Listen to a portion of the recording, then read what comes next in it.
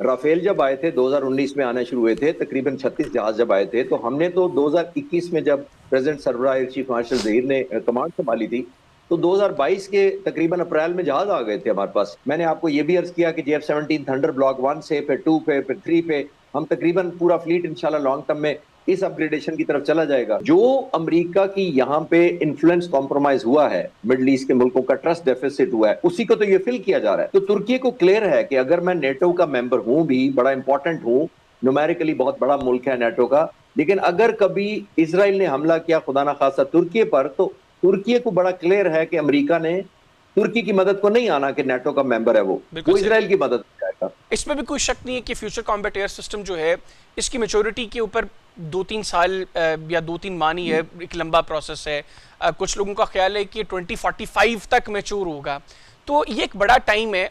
हम उसको किस तरीके से काउंटर करेंगे, क्योंकि हम ये देख रहे हैं कि चाइना इस वक्त J-36 के ऊपर काम कर रहा है, जो 6th जनरेशन फाइटर जेट है। फिर कान, और इससे मुतालिक भी बड़ी खबरें हैं कि पाकिस्तान और तुर्किया कान के ऊपर मिलकर काम कर रहे हैं। तो इसको जरा कंपेयर करके बताइएगा कि पाकिस्तान, मैं तो एक हमेशा बात करता हूं कि हमारी लीडरशिप की अप्रोच बड़ी क्लियर है, हमें पता है हमारे पास वसाइल कम है, और इसीलिए हम भारत से 1-2 कदम आगे के नहीं, हम 10 कदम आगे के फैसले लेते हैं।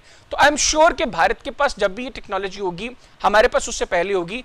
लेकिन थोड़ा सा को आप टाइमलाइन एक्सप्लेन कर सकते हैं उसकी, क्या हो सकती है पॉसिबली? ये बहुत डायनामिक सिचुएशन होती है, इसके अंदर आज बैठ के किसी साल को डिक्लेयर नहीं किया जा सकता कि हम वहां ये करेंगे।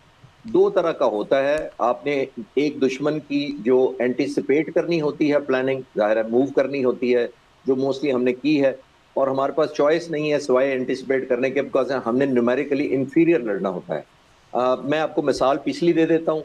राफेल जब आए थे 2019 में आना शुरू हुए थे, तकरीबन 36 जहाज जब आए थे, तो हमने तो 2021 में जब प्रेसिडेंट सरबराह एयर चीफ मार्शल जहीर ने कमांड संभाली थी, तो 2022 के तकरीबन अप्रैल में जहाज आ गए थे हमारे पास। ये एलिमेंट ऑफ अर्जेंसी है या लीडरशिप फोर्सी करती है। जब लीडरशिप फोर्सी करती है तो वो क्यों किया था उन्होंने? इस वजह से कि राफेल के मिसाइल की जो रेंज है वो कई दफा आपके प्रोग्राम में शायद मैं अर्ज कर चुका हूँ, 150 किलोमीटर। हमारे पास F-16 की हाफ से कम करीब थी। तो जब ये इतनी रेंज का फर्क आ जाए तो फर्स्ट लुक, लॉक और शूट कैपेबिलिटी हिंदुस्तान के पास चली गई थी, वो हमने एक साल के अंदर प्लग किया था। दैट मीन जब प्रेसिडेंट सरबराह आए थे, हम स्टील वर्सेस स्टील मैच नहीं करते, हम bullet versus bullet, missile versus missile match नहीं करते।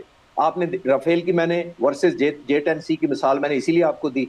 मैंने आपको ये भी अर्ज किया कि JF-17 थंडर ब्लॉक 1 से फिर 2 पे फिर 3 पे हम तकरीबन पूरा फ्लीट इंशाल्लाह लॉन्ग टर्म में इस अपग्रेडेशन की तरफ चला जाएगा। तो आई थिंक पिन पॉइंट करना कि कौन सा जहाज किस टाइमलाइन के साथ और कब तक आने की उम्मीद है, वो अभी मैं कहने की पोजीशन में नहीं। बिल्कुल सर, आखिर में ये बताइएगा, ये जो मक्का जॉइंट डिफेंस एग्रीमेंट है, भारत इसको एक बड़ा मुख्तलिफ एंगल दे रहा है।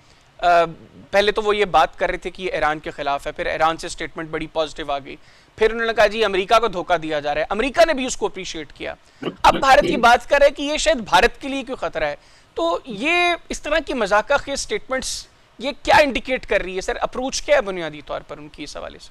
हम किसी की तरफ नहीं जा रहे ऑफेंस करने के लिए। अब जाहिर है वो बिल्कुल आपने ठीक कहा कि एक नैरेटिव बिल्ड किया जाता था।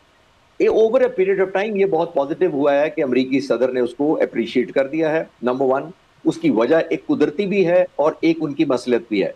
कुदरती ये है जो ईरान को पसंद आनी चाहिए, और मैं दुआ गो हूं कि ईरान भी लॉन्ग टर्म में इसमें शामिल हो जाएगा। वजह यह है कि ईरान की तो ये ख्वाहिश थी कि एक्स्ट्रा रीजनल फोर्सेस यहां से निकल जाएं, और जब निकल जाएंगी यहां से तो ईरान ज्यादा कंफर्टेबल है।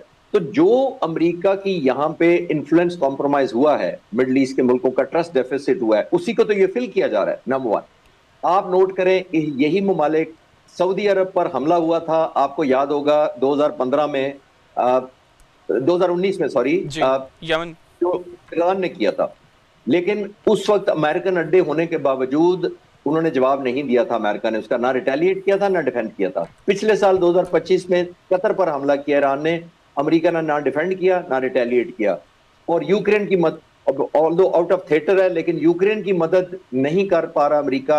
F-16 तकरीबन 39 दिए गए हैं यूक्रेन को, जो अमेरिका का बना हुआ जहाज है, लेकिन अमेरिका ने खुद एक भी जहाज नहीं दिया इसमें से। वो उसे नीदरलैंड और दूसरे मुल्कों से इकट्ठे करके यूक्रेन की एयरफोर्स को दिए हैं। मैं साबित करने की ये कोशिश कर रहा हूं कि अमेरिका का ओवरऑल जो एक ट्रस्ट कॉम्प्रोमाइज हुआ है, चाहे इस खित्ते में हो चाहे दूसरे मुल्कों पर हो, अब ये ममालिक खासतौर पर मिडल ईस्ट में ये रियलाइज कर चुके हैं कि जब भी कभी हमारा मुकाबला या तवाजना किया गया हमारे ऑप्शंस में वर्सेस इजराइल, तो अमेरिका जरूर इजराइल का साथ देगा। और अभी आप तुर्की को ऐड करें, बहुत सारा प्रोपेगेंडा किया जा रहा था कि तुर्की अगला निशाना होगा। तो तुर्की को क्लियर है कि अगर मैं नेटो का मेंबर हूं, भी बड़ा इंपॉर्टेंट हूं, न्यूमेरिकली बहुत बड़ा मुल्क है नेटो का, लेकिन अगर कभी इजराइल ने हमला किया खुदा ना खासा तुर्की पर, तो तुर्की को बड़ा क्लियर है कि अमेरिका ने तुर्की की मदद को नहीं आना कि नेटो का मेंबर है वो बिल्कुल सही। इजराइल की मदद जाएगा। तो ये नेचुरल कन्वर्जेंस है।